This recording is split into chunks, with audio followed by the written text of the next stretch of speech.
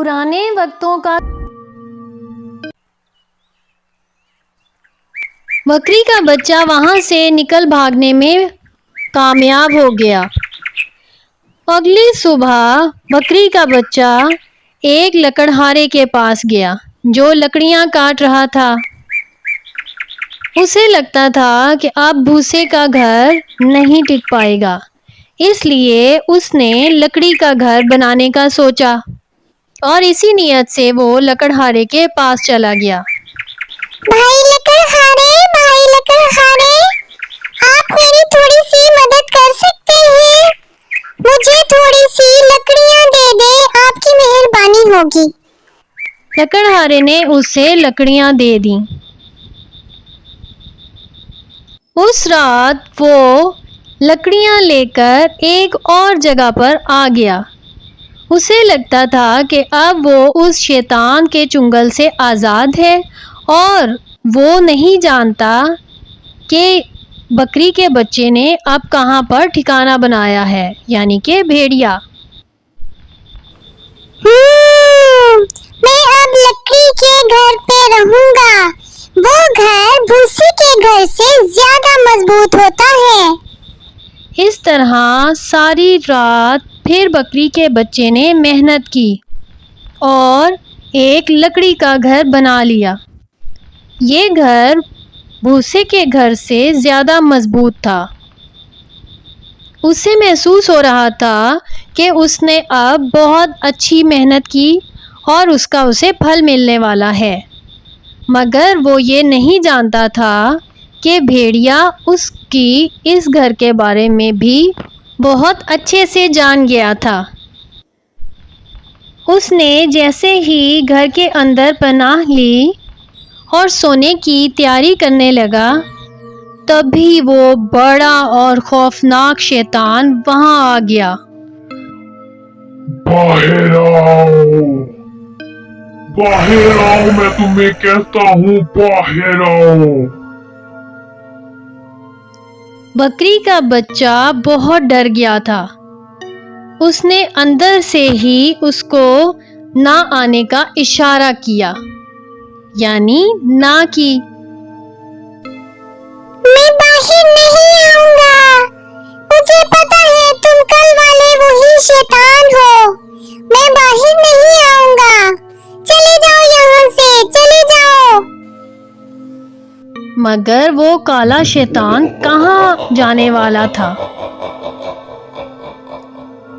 वो एक बहुत ताकतवर भेड़िया था। उसने गुस्से में आकर एक अदद मुक्का मारा और उसका घर फिर से तबाह कर दिया जो उसने बहुत मेहनत से बनाया था। अगली सुबह जब बहुत तेज हवा चल रही थी तो बकरी का बच्चा ईंटों की दुकान के पास आया और उसके मालिक से कहने लगा कि वो उसे कुछ ईंटें दे दे ताकि वो अपना घर बनाए और उसमें रहने लगे।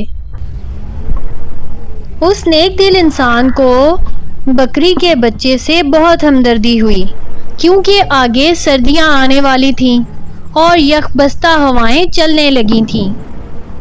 इसलिए उसने बहुत ही आसानी से उसे ईंटें ले जाने की इजाज़त दे दी। बकरी के बच्चे ने उसका बहुत शुक्रिया अदा किया। वो एक बहुत ही रहमदिल इंसान था और बकरी का बच्चा उसकी रहमदिली से बहुत मुतासिर हुआ। अरे कोई बात नहीं, मालिक ने कहा। इस रात बकरी के बच्चे ने ईंटों का घर बनाया। ये घर पहले दोनों घरों से ज़्यादा मजबूत और पायदार था। बकरी का बच्चा दिल ही दिल में बहुत खुश था, क्योंकि उसे लगता था कि ये घर अब पहले घरों की निस्बत ज़्यादा मजबूत है, इसलिए इसे कुछ नहीं हो सकता। और वो घर के अंदर चला गया। तभी वो काला शैतान फिर से वहां पर आ गया। बाहर आओ। वो फिर से चिल्लाया। اب کی بار اس نے مکہ مارا لیکن کچھ نہ ہوا۔ بکری کے بچے نے پہلے سے ہی انتظام کر رکھا تھا کہ جہاں بھیڑیا آ کر کھڑا ہو وہاں اس نے بہت سا بارود دبا دیا تھا۔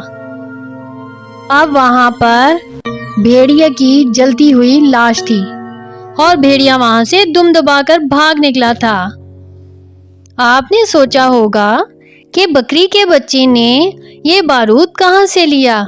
ارے وہ تو یہ بارود اینٹوں کے مالک سے لے کر آیا تھا۔ اس طرح بکری کے بچے نے اپنی عقل مندی اور ہوشیاری سے اس خونخوار بھیڑیے سے اپنی جان چھڑوائی اور ہنسی خوشی اس مضبوط گھر میں رہنے لگا۔